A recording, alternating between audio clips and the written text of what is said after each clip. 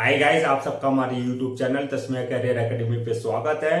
Guys, आज जो हम आपको डिटेल देने जा रहे हैं वो देने जा रहे हैं HPSC असिस्टेंट प्रोफेसर रिक्रूटमेंट 2025 के नोटिफिकेशन के बारे में।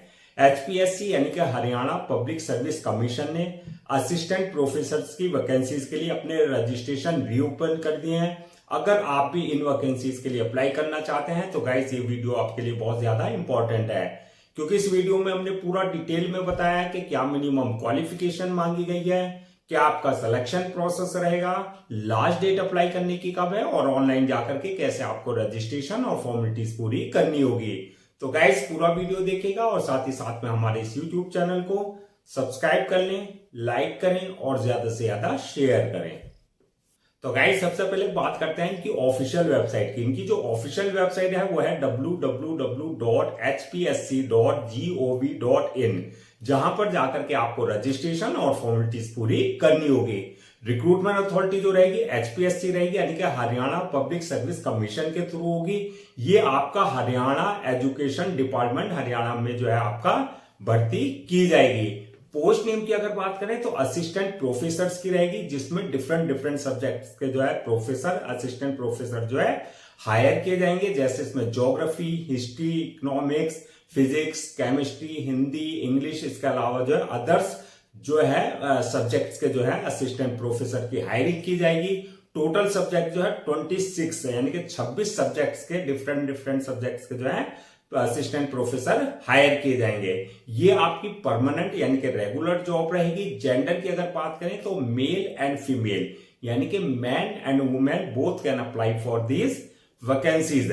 टोटल वैकेंसी जो है आपकी 2424 वैकेंसीज के लिए नोटिफिकेशन जारी किया है। जॉब लोकेशन की अगर बात करें तो सिलेक्शन होने के बाद जो है आपका हरियाणा के ही जो है कॉलेजेस में जो है आपकी जो है पोस्टिंग आपको दी जाएगी। अब बात करते हैं अप्लाई मोड की। तो अप्लाई मोड आपका ऑनलाइन रहेगा, ऑफलाइन किसी तरह का कोई कम्युनिकेशन या कॉरेस्पॉन्डेंस नहीं किया जाएगा।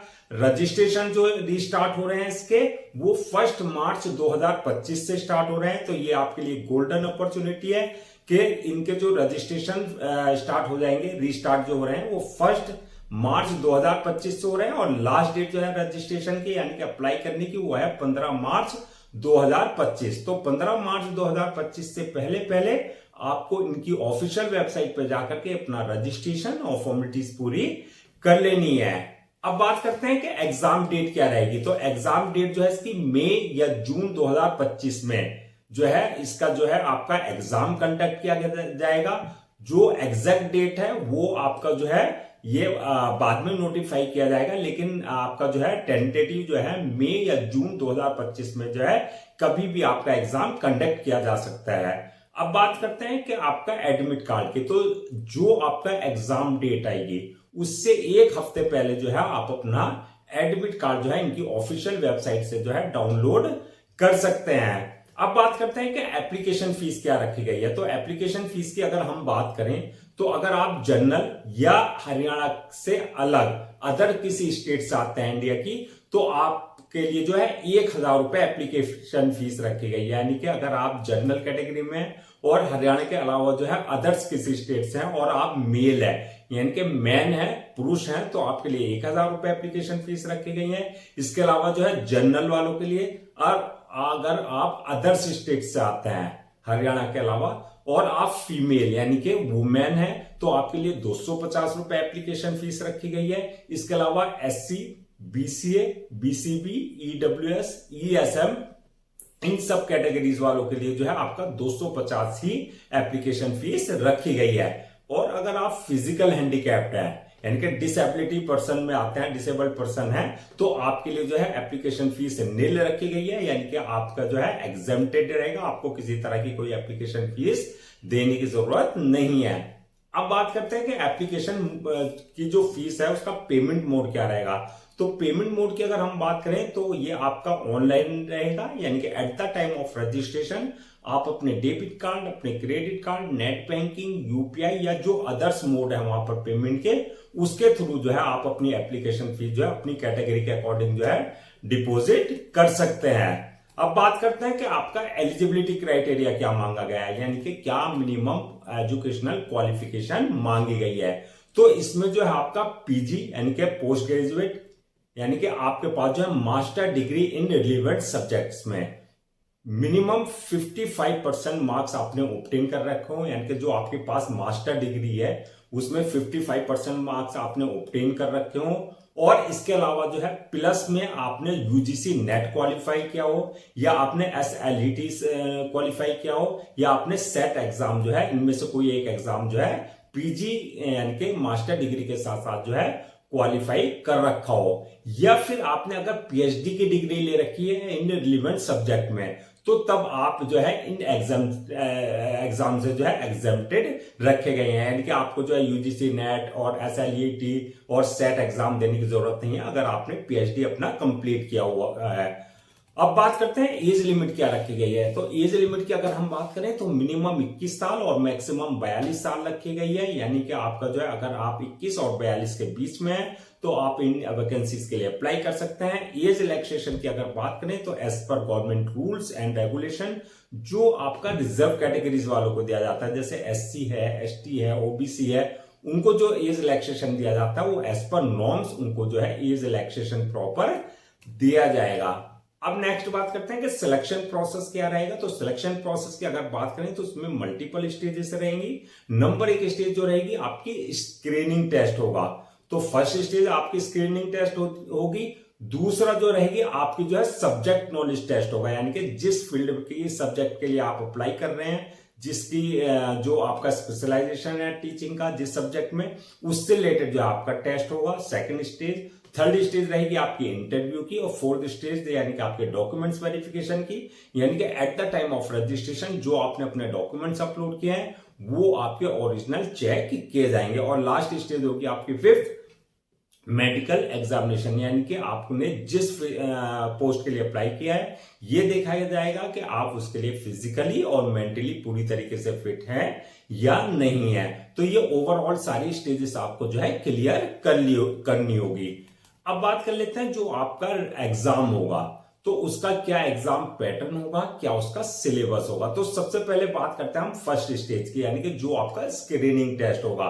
तो उसका जो एग्जाम पैटर्न होगा उसमें टोटल क्वेश्चन जो होंगे 100 क्वेश्चन होंगे, जो कि 100 ही मार्क्स के रहेंगे। और ये आपका ऑब्जेक्टिव टाइप होगा, यानी कि MCQ type, multiple choice question होंगे। और टाइम जो दिया जाएगा आपको 2 घंटे का टाइम दिया जाएगा। निगेटिव मार्किंग की बात करें तो रॉन्ग आंसर के लिए जो है आपका निगेटिव मार्किंग की जाएगी, यानी कि आपके मार्क्स डिडक्ट किए जाएंगे। और इसका स्क्रीनिंग टेस्ट के अगर हम सिलेबस की बात करें तो सिलेबस में आपकी GK, general knowledge and current affairs से रिलेटेड क्वेश्चंस होंगे। इसके अलावा जो है जनरल अवेयरनेस से रिलेटेड क्वेश्चंस होंगे, और मेंटल एबिलिटी और रीजनिंग वगैरह से क्वेश्चंस रहेंगे। तो ये तो हो गया फर्स्ट स्टेज आपकी जो स्क्रीनिंग टेस्ट की है। अब सेकंड बात करते हैं आपकी जो सब्जेक्ट नॉलेज टेस्ट है उसका क्या एग्जाम पैटर्न होगा। तो उसका जो एग्जाम पैटर्न होगा उसमें जो है टोटल क्वेश्चंस 150 रहेंगे, जो कि आपके 150 मार्क्स के रहेंगे। ये आपका सब्जेक्टिव टाइप यानी कि डिस्क्रिप्टिव टाइप क्वेश्चन टाइप का पेपर होगा। टाइम जो दिया जाएगा इसको सॉल्व करने का 3 घंटे का टाइम दिया जाएगा। और मीडियम की बात करें तो हिंदी और इंग्लिश दोनों लैंग्वेज में आपके पेपर रहेंगे, जिसमें आप कंफर्टेबल हो उस लैंग्वेज में आप अपना पेपर दे सकते हैं। बात करें सिलेबस की तो सिलेबस जो रहेगा ये आपकी प्रोफेशनल नॉलेज यानी कि जो आपका सब्जेक्ट स्पेसिफिक नॉलेज है, यानी कि जिस सब्जेक्ट के लिए आपने अप्लाई किया है, जिसमें आपने मास्टर डिग्री की है, जिसमें आपने यूजीसी नेट किया है या आपने पीएचडी कर रखी है, उससे रिलेटेड सारे क्वेश्चंस आपके पूछे जाएंगे। फाइनल मेरिट लिस्ट की अगर बात करें किस बेसिस पे बनेगी तो ये जो है आपका subject knowledge test plus interview, इन दोनों चीजों में जो आपने मार्क्स ऑब्टेन किया उस बेसिस पे आपकी फाइनल मेरिट लिस्ट तैयार की जाएगी। अब बात करते हैं सैलरी एंड अलाउंसेस की। तो सैलरी अलाउंसेस की अगर बात करें तो आपकी बेसिक पे यानी कि जो स्टार्टिंग सैलरी होगी वो 57,700 से लेकर के और आपका 1,82,400 के बीच में रहेगी। यानी कि सिलेक्शन होने के बाद जो आपका जैसे जैसे आपको एक्सपीरियंस होगा उसके हिसाब से आपका जो है इंक्रीमेंट और प्रमोशन होता रहेगा। और अलाउंसेस और अदर्स बेनिफिट्स की अगर बात करें, अलाउंसेस यानी कि डीएनएस अलाउंसेस, एचआरए और इसके अलावा जो है और अदर्स बेनिफिट जो है जो एक गवर्नमेंट एम्प्लॉय को दिए जाते हैं वो एज पर गवर्नमेंट नॉर्म्स आपको जो है प्रॉपर सारे अलाउंसेस और अदर्स बेनिफिट्स दिए जाएंगे। अब बात करते हैं अगर इन कैटेगरीज वाइज वैकेंसीज को जो है 2000 आपका 424 जो वैकेंसीज हैं, इनको अगर हम कैटेगरीज वाइज ब्रेक डाउन करें तो किस कास्ट के लिए कितनी जो है वैकेंसीज रिजर्व रखी गई हैं। तो सबसे पहले अगर हम जनरल की बात करें तो उसमें 1273 वैकेंसीज इनके लिए रिजर्व रखी गई हैं। बीसीए वालों के लिए 361 वैकेंसीज रिजर्व रखी गई हैं। बीसीबी वालों के लिए 137 वैकेंसीज रिजर्व रखी गई हैं। एससी वालों के लिए 429 वैकेंसीज रखी गई हैं और ईडब्ल्यूएस वालों के लिए 224 वैकेंसी जो है ये आपका जो है रिजर्व रखी गई हैं। इस तरीके से आपकी 2424 जो है वैकेंसीज फिल की जाएंगी। अब बात करते हैं कि अप्लाई करने से पहले आपको क्या क्या सारे डॉक्यूमेंट्स अपने जो है रेडी रखने हैं। तो इसमें जो है सबसे पहले आपके पास जो है एकेडमिक सर्टिफिकेट्स प्लस जो प्रोफेशनल डिग्री है, प्रोफेशनल सर्टिफिकेट्स हैं आपके, वो आपका चाहे आपने सेमेस्टर वाइज किया है चाहे आपने ईयर वाइज किया है, वो सारे आपके जो है सर्टिफिकेट्स जो है पहले से स्कैन कॉपी करा करके आपको रखना है। दूसरा, अगर आपके पास कोई एक्सपीरियंस है तो एक्सपीरियंस सर्टिफिकेट्स आपके पास जो है होना चाहिए कंसर्न अथॉरिटी से। थर्ड, आपका जो है बर्थ सर्टिफिकेट, यानी कि अगर आपकी 10th की मार्कशीट में डेट ऑफ बर्थ अगर मेंशन नहीं है तो बर्थ सर्टिफिकेट आपके पास जो है कंसर्न अथॉरिटी से होना चाहिए। इसी तरीके से डिसेबिलिटी सर्टिफिकेट, यानी कि अगर आप फिजिकल हैंडीकैप का कोई रिजर्वेशन ले रहे हैं तो डिसेबिलिटी सर्टिफिकेट आपके पास होना चाहिए। इनकम सर्टिफिकेट, यानी कि अगर आप ईडब्ल्यूएस यानी कि इकोनॉमिकली वीकर सेक्शन का कोई रिजर्वेशन ले रहे हैं तो इनकम सर्टिफिकेट आपके पास जो है कंसर्न अथॉरिटी से होना चाहिए। इसी तरीके से जो है आपके पास जो है कास्ट सर्टिफिकेट, यानी कि अगर आप किसी तरह का कोई कास्ट का जैसे SC ST OBC का कोई आप रिजर्वेशन ले रहे हैं तो आपके पास जो है कास्ट सर्टिफिकेट आपके पास होना चाहिए। ऐसे ही domicile, passport size photo, signature, thumb impression, इसके अलावा जो है हैंड रिटन डिक्लेरेशन, ये सारे डॉक्यूमेंट जो है आपको पहले से रेडी रखने हैं। अब बात करते हैं कि अप्लाई करने का क्या प्रोसीजर रहेगा। तो अप्लाई करने का जैसा कि हमने बताया था पूरा प्रोसेस ऑनलाइन रहेगा, ऑफलाइन किसी तरह का कोई कम्युनिकेशन या कॉरेस्पॉन्डेंस नहीं किया जाएगा। तो ऑनलाइन अप्लाई करने के लिए सबसे पहले आपको उनकी ऑफिशियल वेबसाइट www.hpsc.gov.in पर विजिट करना है। जब आप वहां विजिट करेंगे तो होम पेज पर जाएंगे। होम पेज पर जब जाएंगे वहां आपको लिंक मिलेगा HPSC assistant professor recruitment online application 2025 का एक लिंक होगा, उस पर आपको क्लिक करना है। जब वहां क्लिक करेंगे तो यहां पर इस बात का ध्यान देना है, अगर आपने इनके पोर्टल पर अपना आपको पहले से रजिस्टर्ड नहीं करा रखा है तो आपको न्यू रजिस्ट्रेशन पर जाकर के अपने पर्सनल डिटेल्स, अपनी ईमेल आईडी और मोबाइल नंबर से अपने आपको रजिस्टर्ड करा लेना है, जहां से जो है आपको यूजर नेम और पासवर्ड आपका जनरेट हो जाएगा जो आपके क्रेडेंशियल होंगे। अगर ऑलरेडी आपने इनके पोर्टल पर अपने आपको रजिस्टर्ड करा रखा है तो आपके पास ऑलरेडी यूजर नेम पासवर्ड होगा जो आपके क्रेडेंशियल है, उससे लॉग इन करना है। लॉग इन करने के बाद जो आपका एप्लीकेशन फॉर्म आएगा उस एप्लीकेशन फॉर्म को आपकी डिटेल जो है बिल्कुल एक्यूरेट आपको फिल करनी है। जब आप एप्लीकेशन फॉर्म को फिल कर देंगे पूरा तो उसके बाद नेक्स्ट ऑप्शन आएगा आपके पास जो अपलोड योर डॉक्यूमेंट्स का, यानी कि जो आपके एकेडमिक सर्टिफिकेट्स हैं या प्रोफेशनल सर्टिफिकेट डिग्री के सर्टिफिकेट्स हैं वो सारे डॉक्यूमेंट्स जो है आपको अपलोड करने हैं। इसके साथ साथ passport size photo, signature, thumb impression, handwritten declaration, ये सारे डॉक्यूमेंट जो आपको उनकी प्रेस्क्राइब्ड फॉर्मेट के अकॉर्डिंग जो है आपको सारे अपलोड करने हैं।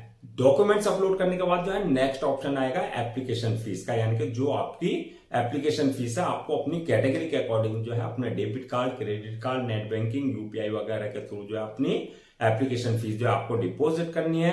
एप्लीकेशन फीस डिपॉजिट करने के बाद जो है नेक्स्ट ऑप्शन आएगा आपके पास जो है फॉर्म को सबमिशन का, यानी कि फॉर्म को सबमिट करने से पहले जो आपको अपना एक बार जो है रिव्यू वाले ऑप्शन पर जाकर के जो अपना फॉर्म को जो है रिव्यू कर लेना है। उसमें जो है अगर किसी तरह की आपसे कोई मिस्टेक हो गई है तो रिव्यू में जाके आप जो है वो अपना करेक्शन कर सकते हैं। रिव्यू करने के बाद जो है फॉर्म को सबमिट कर दें और सबमिट करने के बाद जो है 1 या 2 कॉपी जो है उसकी प्रिंट आउट जरूर ले लें for your future reference, so that आपके पास जो है एक हार्ड कॉपी के रूप में जो है एक ऑफिशियली रिकॉर्ड आपके पास हो जाए। तो गाइज ये थी HPSC यानी कि हरियाणा पब्लिक सर्विस कमीशन की असिस्टेंट प्रोफेसर की रीओपन फॉर्म्स की फुल डिटेल्स।